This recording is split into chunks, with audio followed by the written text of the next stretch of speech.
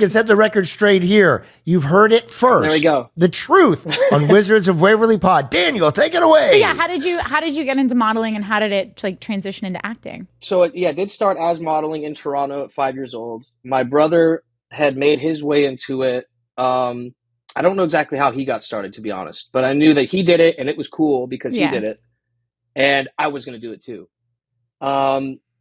As the story goes, as I can recall it, we had a neighbor who was a photographer for a marketing company, and I was a little 5-year-old dude out front, and we would chat, and he'd go, "Dang, he's got some kind of look, and he can look me in the eyes as a child. Like, let me take some photos, and we'll see how it goes." And my earliest memories of being on a set doing any kind of entertainment was photo shoots for some jeans and stock photos, maybe for like a toy or a brand or something. And hey, look this way. And I was able to do that. Look that way. Make a face. Be surprised. Whatever it was. And that just grew and grew. And then it was commercials. I could actually say words well following direction. Wow. Yeah. Look at that. He's sellable.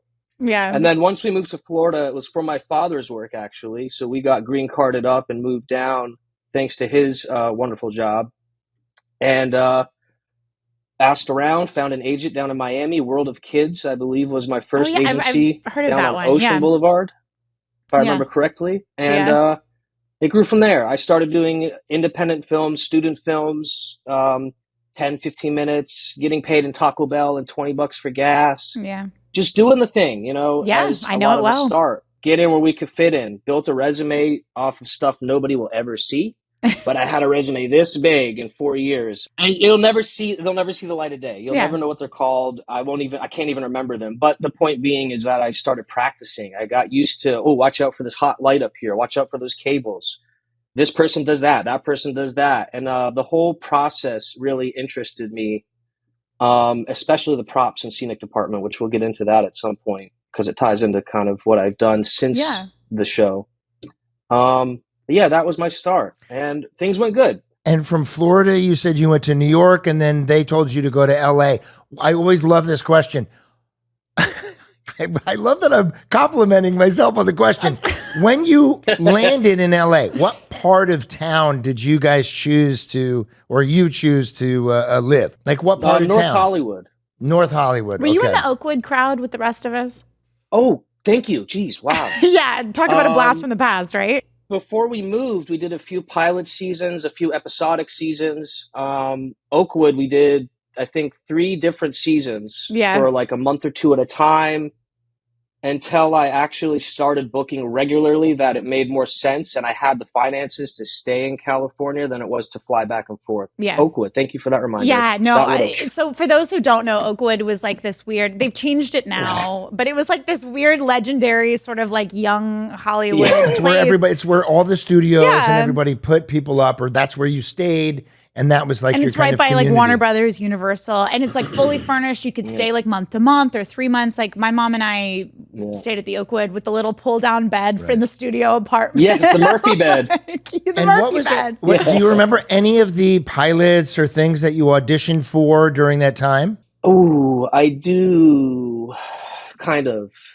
There's a lot of things. I've seen movies come out, or I've rewatched movies, and I've gone, "Ooh, I went for that part." And that part of me goes, At the time, no, but I can remember the first thing that I booked, which we were like, "Oh, maybe I'll stick around." Yeah. I mean, for the time, I think I pretty much went out for, I don't want to exaggerate, but like almost everything. What was the first thing you booked? It was a co-star on Zoe 101. Ah, nice. I was titled as cute boy number 2, and this is what I did. Here, I'll do it for you. Nice. Daniel has turned his head. Cute. That's a very Luke Perry move right there. That was very cute boy number 2. Yeah. Very much. I did that twice, and that was it. Amazing. Well, and how did the audition for, so I know, because I mean, you and I were in that grind around the same time of just like auditioning for literally everything, whether it was commercials or dramas or comedies or whatever. How did the audition for Wizards come about? What do you remember about that? I have a few specific memories on that, which are, I think, fun to share. And again, this is my recollection, but this is what I was told when I went in and when I booked the show. Yeah. How did it come about? So after I did Zoe 101, I booked a guest star on Everybody Hates Chris shortly after that. And then while on set for that, I found out I booked something else. So I go, oh, okay, this is pretty cool. So as it goes, your name passes around in the circuits. I get to see producers maybe a little bit sooner than others. So I think I went straight to producers for the role of Dean. Nice. Up on the whatever floor in the Disney Tower. The 21st floor in that big green building. Well, yeah, was it? It was up though. 27. Yeah. I don't know. But also, Something Dean, like I don't that. mean to interrupt you, but it's very interesting because to do an audition for that, you wouldn't go. That's where the networks are. That's where the big people are. Because usually when people would audition for Wizards, they would go to the production office, which was right near where we shot at Hollywood Center. So they already knew this part was going to be like, you know, Alex's kind of love interest. Oh, yeah. And everybody wanted a hand in making that decision, clearly by having you audition at the Disney Channel building and continue. Look, this is just my recollection. It's been 15 plus years. Yeah. And I've been all over. So, but what I can recall is that when I prepared for the role, they said, think Danny Zuko from Grease. And I go, yo, that's one of my absolute favorite movies. I had a leather jacket at 5 years old, and I was watching that movie on repeat on VHS. So they said, do Danny Zuko from Grease. I go, you got it. and I apparently showed up doing a New York accent because the show takes place in New York. Yeah, it makes sense. Danny Zuko, leather jacket, slick hair, dealio. Yeah. And when I met with Network afterwards, the casting director came up to me and she goes, that was great. I can't believe I'm going to say this, but you were the only person that thought to put on a New York accent to do this role. And I go, well, you said think Danny Zuko from Greece. So I just thought I'd do a little bada bing, bada boom. And boom, I think that's what secured the role. Amazing. Yeah. Well, it's amazing those like little things. Because I mean, once you get to the end of something like that, anybody can do the job. But it's those little details and those little like insights that just kind of take you over the edge. So good for you for having that good instinct. So you had already done a table read, which is everybody sitting around reading the script out loud for the first time.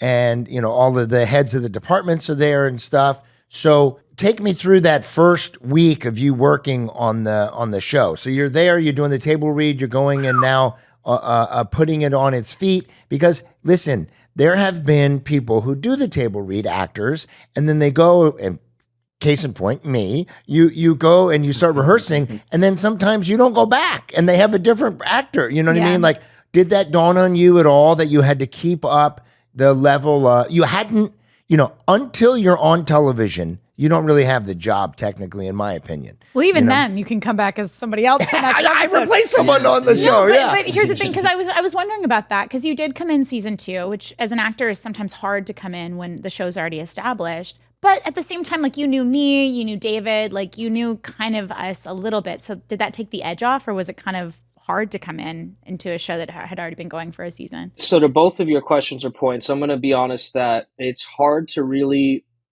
recall exactly where I was at, like the table read was. I don't know. I remember sitting in a big scary room with like these people on the show and I'm the new guy. Yeah, I'd be lying if I said I felt great. But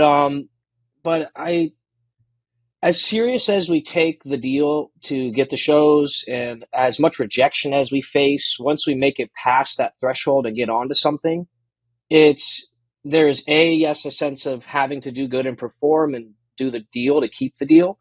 But if my memory serves me, a lot of it kind of just flowed in the sense that I wound up being where I was meant to be at the time, and I booked the things I was meant to book, and I didn't book the things I wasn't meant to book. And I don't know. A lot of it was exciting, and I had great support. My mother, especially, being with me all the time. I don't know. I know I was shitting my pants a little bit just because